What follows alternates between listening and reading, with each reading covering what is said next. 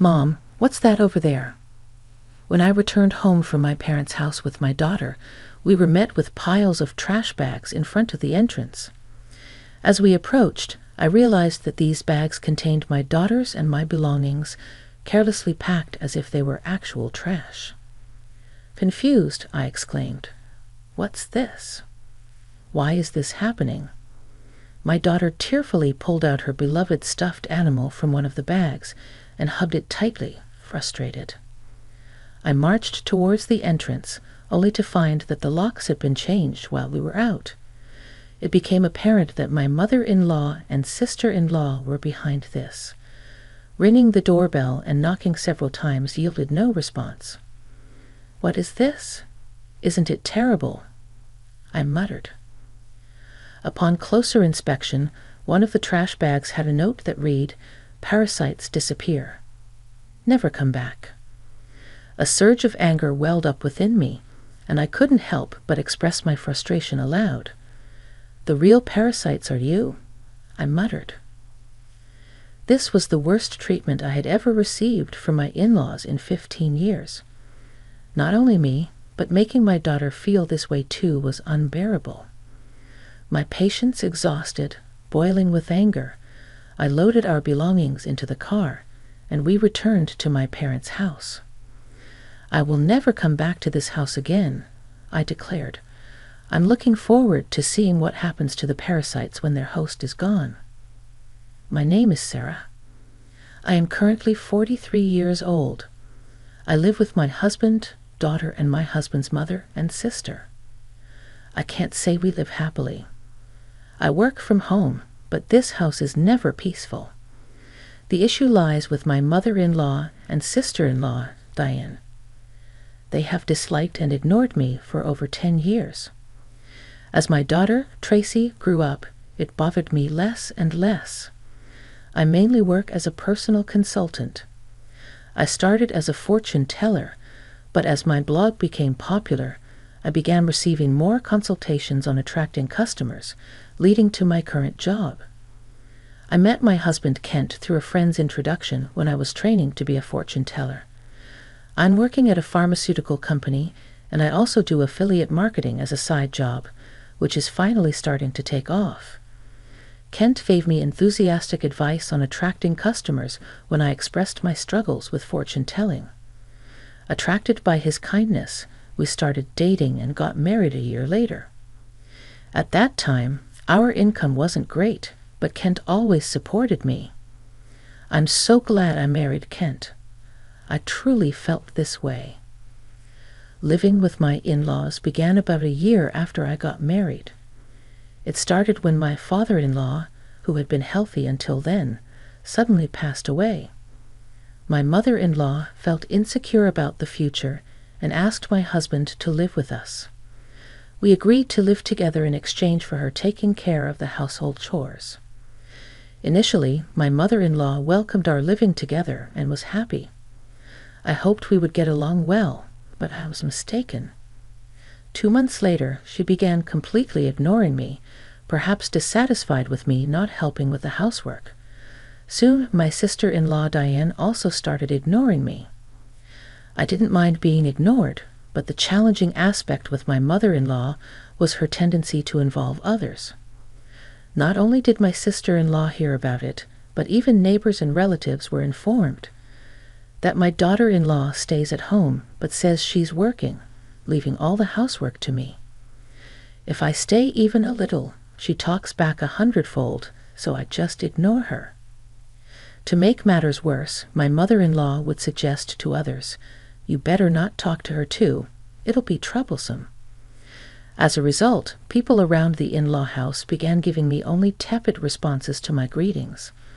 I felt isolated, and it became very difficult despite my pleas to stop spreading strange rumors. My words were completely ignored. Although my mother-in-law's attitude softened slightly when my daughter Tracy was born 2 years after we started living together, her overall stance towards me hardly changed. However, she was very fond of Tracy, and having her help with household chores and childcare was a huge relief. As my work became busier around the same time, My husband Kent's side business started to struggle, and he seemed unable to adapt to changes in the affiliate marketing market. He approached me, saying, "Sarah, can you increase your contribution to the monthly expenses a bit?" I agreed, expressing that my consultations were increasing, and the new methods I implemented were working well. Despite my willingness to collaborate on ways to boost his sales, Kent insisted on handling it independently, saying, "I think I'll try it on my own." "I'm really sorry." From the beginning of our marriage, we had agreed that Kent would manage the household finances. Initially, my income was low, so he allowed me to contribute more when my sales increased. I transferred money to Kent based on my monthly earnings, and he provided a fixed amount for living expenses in cash. Initially, I could only contribute $100, but now I could transfer up to $1,000, though not every month. I could contribute more if I dipped into savings. I knew Kent was struggling with his side business, but his pride prevented him from consulting me. He began spending more time at Capes after work, returning home later and later. When Tracy was about 5, Diane got married and moved out. Since she lived nearby, she often brought her son Ricky to our house during the day. When Ricky turned 1, Diane expressed her intention to start a part-time job. My mother-in-law gladly offered to take care of him until the evening. Diane was appreciative, saying, "Thank you, I'm so happy." However, as my mother-in-law began caring for Ricky at home, she became very fond of her grandson and started being cold towards Tracy. When they fought, my mother-in-law would scold Tracy, comparing her unfavorably to Ricky. Over time, Tracy started playing near me and began to dislike my mother-in-law's behavior. I spoke up, saying, "Talk to your mother, Tracy. Tracy and Ricky are both her grandchildren. She should treat them the same. Tracy is already a big sister in elementary school." However, my mother-in-law's focus shifted, and she approached me, saying, "Things are tough at the company right now. We might not get bonuses, so could you contribute a bit more?" Despite the challenges, my blog's client attraction was successful, and I started receiving more consultations as a consultant, earning far more than I did as a fortune teller. When Kent requested additional financial support, I responded, "I'm already contributing $2,000 a month." "Isn't that enough?" "Yeah, I'm embarrassed to say, but my salary has decreased and the side business isn't going well." "Don't be secretive. We're a couple. We should support each other in tough times." "I'm really ashamed." "Thank you." Later, the amount I contributed gradually increased, and eventually, I was transferring $4,000 a month to Kent. Still not wanting to hurt his pride, I let Kent continue to manage the finances. When Tracy was in 6th grade, Diane came back home with Ricky. It seems Diane got divorced due to her infidelity, but I don't know the details. By this time, Tracy could help around the house, so household chores were divided among each family. Being ignored by my mother-in-law, and Diane continued, but it no longer bothered me. It's unfortunate that I couldn't give Tracy her own room when she started middle school, as Diane's return meant we ran out of rooms. One night, while discussing which tutoring school Tracy should attend for middle school, Diane suddenly said, "Hey, tutoring is expensive. Why doesn't Tracy study by herself? Could you stop making such comments? I'm paying for the tutoring, so it's none of your business," I retorted. "Impossible. You don't earn anything," Kent said. "He's supporting you. You're just a leech, aren't you? Aha, you married him because he has money, right?" "Exactly," Diane chimed in. "Kent told me not to speak ill of Sarah, but that's just shameless." My mind was filled with questions. What does this mean? What has Kent been telling his mother and the others? Kent is the one supporting this house financially. It's about time we put an end to the parasite's lifestyle, Diane continued. I feel bad for Tracy, but if we pay for her tutoring, we won't be able to pay my compensation. Not be able to pay? Are you saying our house is paying for your compensation, Dan? I began to understand the deception and felt my anger rising.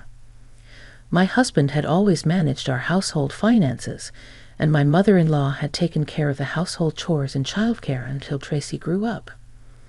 So I thought they knew I was also contributing to the household expenses. Is Kent bearing all the expenses of this house, including your living expenses and the compensation Diane is supposed to pay? Be quiet. It's only natural for a family. You're the only outsider here, not related by blood, and yet you act as if living here is your right. It really makes me angry. I contribute money too. Don't talk back. What you contribute is barely enough for your own food expenses. You hardly have any income, and yet you're so arrogant. I could feel my body trembling with anger. I could see Tracy on the side, looking like she might cry. I knew Kent had a lot of pride, but I never thought it would be this bad. Certainly in the beginning, Kent was paying for the living expenses and pocket money for my mother-in-law and Diane. But I had started contributing as well, and now we were living on my income. I needed to talk to Kent properly. Around midnight, Kent came home. He was drunk and seemed cheerful. Can we talk? I didn't know you weren't getting any money from your mother or Diane. They said you're covering all the expenses of this house. About that, my bad. It's a matter of pride as a man, you know. When we started living together, I was paying for everything. There wasn't a right moment to say you were also paying, and in front of the family. Let me be the eldest son a little, please. Kent, with a light-hearted tone like in a comedy sketch, put his hands together. Oh, that's right. I'm going to Conan this Saturday. I'll be gone for a week. Take care, Sarah. Why? I got invited to a seminar in Conan by a friend I'm doing a side business with. I'm going to make it a success, so cheer for me, Sarah. Well, I'm off to sleep. See you tomorrow. My husband laid down on the mat in a cheerful mood and soon started snoring. My anger wouldn't subside, but recently, with Kent coming home late, we hadn't talked much, and I had no idea about this. I thought he was joking while drunk, but on the weekend, Kent really left with a large suitcase. During Kent's absence, I had the freedom to use the car, so I decided to take Tracy back to my parents' house. The next day, a shocking event awaited us. Mom, what is that? When Tracy and I returned from my parents' house, there were piles of trash bags in front of the entrance. Upon closer inspection, these bags contained mine and Tracy's belongings, carelessly packed just like real trash. What is this? Why is this happening? I don't understand. Tracy, crying, pulled out her beloved stuffed animal from the bag and hugged it. Furious, I headed towards the entrance. Has the lock changed? It seemed that the locks had been changed while we were out. This must be the work of my mother-in-law and sister-in-law Diane. I rang the doorbell and knocked several times, but no one came out. What is this? Isn't it terrible? Upon closer inspection, one of the trash bags had a note saying, "Parasites disappear. Never come back." I felt a surge of anger from the bottom of my heart. The real parasites are you. I couldn't help but let out a swear word. This was the worst treatment I had ever received from my in-laws in 15 years. Not just me, but making my daughter feel this way too. I finally lost my patience with boiling anger. I loaded the luggage into the car, and we returned to my parents' house. I will never come back to this house again. I'm looking forward to seeing what happens to the parasites when their host is gone. When we returned to my parents' house, they were shocked. I hadn't told them about the ignoring from my in-laws, the money issues, and most of all, their attitude towards Tracy. Not wanting to worry them, my parents said, "There's no need to go back to that house. You should claim compensation from them." They cried with anger and told me to stay with them. My mother's words, "You really had it tough," made me cry too. In reality, I had been trying my best all this time. Enough is enough. I finally decided to confront my feelings. While staying at my parents' house, I contacted a friend who had introduced me to Kent. "Are you doing well? I want to ask you something. Do you know if Kent's friends are currently in Conan, that famous entrepreneur seminar?" "Right. I was invited but wasn't interested, so I declined." "Kent didn't go, did he?" "Yeah, that's right. By the way, I heard Kent quit his job and is now managing a business with his wife. You two must be close." "Ah, yes, that's right." Nonchalant, I replied and hung up. Immediately after, I called Ken's company. What my friend said was true, and to my surprise, Kent had quit his job 2 years ago. This meant that for the past 2 years, I had been paying almost all of the living expenses for my in-laws. Looking back over the years, I suddenly felt hollow. A week later, I received a laid-back message from Kent saying he was back in the U.S. After continuously ignoring him, I stopped hearing from him altogether. He must have heard the news back home. Expecting persistent contact from Kent, I hired a detective to investigate him. The investigation revealed that Kent dressed in a suit in the morning, spent his afternoons gambling, and evenings at a woman's house. So I asked for an investigation into his infidelity as well. 3 weeks later, Kent called me. It must have been close to his former company's payday, and he was panicking. "Sarah, sorry I couldn't contact you. I'm sorry for what my family did. I heard they kicked you out, and I was thinking, why did it come to this, really? Did you tell the truth to your mother and Diane?" Kent quickly changed the subject and said something unbelievable. "Let's leave that house and live in a new home, just the 3 of us. I'll cut ties with those who disregard you, Sarah. I'm ready to abandon my mother and Diane, so please come back." "Are you really cutting ties with your mother and Diane?" Was Kent planning to easily discard them after making them dependent on him? I was disappointed in Kent and his self-centered actions. So I told him, "I'm coming back for now, so leave the door unlocked." Kent seemed delayed at my message. A few days later, I returned to my in-laws' house with Tracy. Kent, his mother, and Diane were there, but Ricky was nowhere to be seen. I was relieved that Ricky didn't have to witness the adults' ugly arguments. When Kent made some remarks, I ignored the displeased pair and took out a divorce form from my bag. I confronted the surprised Kent. "I heard you quit your job without telling me. Since we're supposedly managing a business together, does that mean the $4,000 I've been transferring every month was actually your salary?" Kent tried to excuse himself. "No, that's not it. I told you the business was in trouble, right? So I decided to quit before getting fired." "Carly, I heard you quit 2 years ago, right? I called your company, and it's still not bankrupt." Kent fell silent. I pressed further. "By the way, what role do you play in our joint business? Management? Are you the accountant?" Kent became increasingly uneasy and started sweating. "Kent is supporting the whole family, isn't he, Mother? He quit his job. His side business isn't going well, and yet it's a mystery where the money is coming from. I'm leaving, but please continue to get financial support from Kent, my mother-in-law," and Diane's faces turned pale and ashen. "But the other day on the phone, you were crying and begging to stave only yourself, saying you'd cut ties with your mother and sister. Haha, but that won't happen. I'm also discarding Kent here." "What do you mean?" "I don't understand."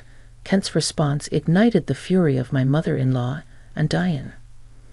As the three of them caused a commotion, Tracy and I began to take action. I came to pick up some forgotten items. I took a cleaning robot bought within the last 6 months, an expensive microwave favored by my mother-in-law, and the beauty device Diane had gotten from Kent. Wait, that's mine. This is mine since I bought it with my money, or you can pay me back for it. Diane fell silent at my words. Then I searched for and gathered my belongings from their rooms. The belongings they had put out did not include my expensive brand bags and accessories. Why are you taking that too? This is mine. I ignored their complaints and sweet talk. Finally, I dropped a bombshell on Kent. Oh, I forgot. I plan to claim compensation from your mistress, Mary, to tell her it's no use running away. What? How do you know about her? I know you went to Conan with Mary recently. Good for you, right? Of course, I have all the evidence of the affair, so no escaping that. No way. You've been deceiving me and having fun for the past 2 years. I'll be claiming compensation for the affair, child support for Tracy, and oh, you were secretly paying Diane's compensation too. I'll be claiming that back as well. As I prepared to leave, my mother-in-law and Diane desperately tried to stop me. I was wrong, Sarah. I'm sorry. We just believed what Ken said. We can't live without you. We'll do anything. Please help us. I can't pay you back for the compensation. I'm sorry too. I apologize for everything. You'll forgive us, right? I couldn't help but laugh at their foolish faces. They finally realized who had been supporting their lifestyle, realizing too late that their non-blood-related support was gone. Let's just ignore these people, Mom. Let's go home. Yes, that's right, Kent. You'll be hearing from the lawyer soon. Please take care of it.